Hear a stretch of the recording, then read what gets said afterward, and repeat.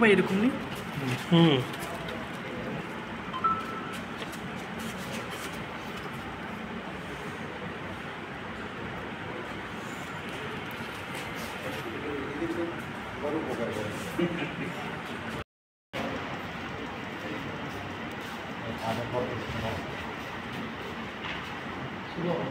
बच्चे অনেক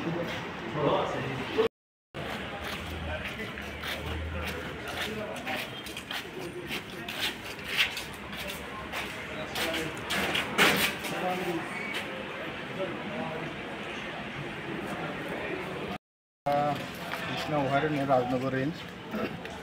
আমরা প্রতিনিয়তই আমাদের সকালবেলায় বিএসএফ পুলিশদের নিয়ে রুট চেকিং চলে।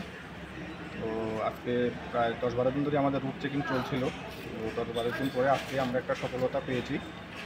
সকালে যখন 5:30টার সময় আমরা কাশারি কর্নারের বিলুনিয়া টু সোনামুড়া রোডের যে কাশারি কর্নার আছে ওইখানে যখন আমরা রোড চেকিং করছিলাম বিভিন্ন বিকেলগুলি, তো আমরা দেখতে পাই একটা স্কুটি ব্লু কালারের আসছিল রাজনগরের দিক থেকে। তো সাথে সাথে আমরা তাকে দাঁড় করিয়ে চেক করি যে 3টা বস্তা ছিল, বস্তার মধ্যে কী আছে সেটা আমরা চেক করি। তখন সে বস্তাগুলি খুলতে অনীহা প্রকাশ করে। তখন আমরা তাকে একটু প্রেশার ক্রিয়েট করি এগুলি খোলার জন্য। তো যখন বস্তাগুলি খুলেছিল আমরা দেখতে পাই এখানের মধ্যে 2টা বস্তার মধ্যে 2টা মনিটর লিজার এবং 8টা বস্তার মধ্যে 8টা মনিটর লিজার সে নিয়ে যাচ্ছিল। পরবর্তী সময় এই যে কাজ এই কাজের পরিপ্রেক্ষিতে কোনো ডকুমেন্টস আছে কিনা, লিগ্যাল ডকুমেন্টস আমরা তার কাছে যাচাই করি, কিন্তু কোনো ধরনের লিগ্যাল ডকুমেন্টস সে আমাদের দেখাতে পারেনি। তখন আমরা অন দ্য স্পট এগুলি আমরা সিজ করি। সিজ করার পর তাকে আমরা প্রথমে ডিটেইন করি, তারপরে আমাদের অফিসিয়ালি যে প্রসেস আছে সবগুলো মেনটেন করে অফিসে নিয়ে গিয়ে তার সাথে জিজ্ঞাসাবাদ করি। জিজ্ঞাসাবাদে সে সেখানেও কোনো ধরনের লিগ্যাল ডকুমেন্টস আমাদের সাবমিট করতে পারেনি। তখন আমরা তাকে অ্যারেস্ট করি। অ্যারেস্ট করার পর আমাদের অফিসিয়ালি যে সমস্ত প্রসেসগুলি আছে সেগুলি সম্পন্ন করে তাকে আজকে বিলুনিয়া করে আমরা সাপোর্ট করেছি।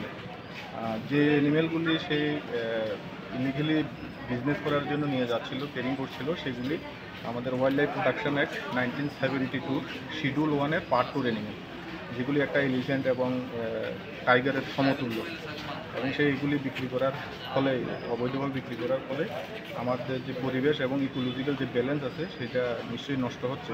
তখন আমরা মাননীয় আদালতের কাছে আমরা আবেদন করেছি যে যেহেতু এগুলি জীবিত অ্যানিমেল, এগুলিকে যাতে আমরা আবার তাদের যে ন্যাচারাল যে হেবিটেশন আছে ওইখানে ছাড়ার জন্য আমরা আবেদন করেছি।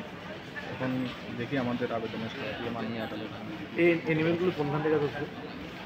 জিজ্ঞাসাবাদে সে বলেছে যে সেইগুলি বাতিসার থেকে নিয়ে এসেছিল বৃষ্টিনমুনে নিয়ে যাওয়ার জন্য, এবং জিজ্ঞাসাবাদে সে আরও কিছু লোকের নাম বলেছে। আমরা তদন্তের সাথে এগুলি আমরা এখন আপনাদের সামনে বলতে চাইছি না। আমরা নেক্সট আমাদের যে ফাইনাল যে ইনভেস্টিগেশন সেটা আমরা করব, করে তাদের বাকি যারা আছে এই কাজের সাথে জড়িত তাদেরকে অ্যারেস্ট করার জন্য। তাহলে স্যার এটার পিছনে একটা চক্র রয়েছে, এটা একদম পরিষ্কার।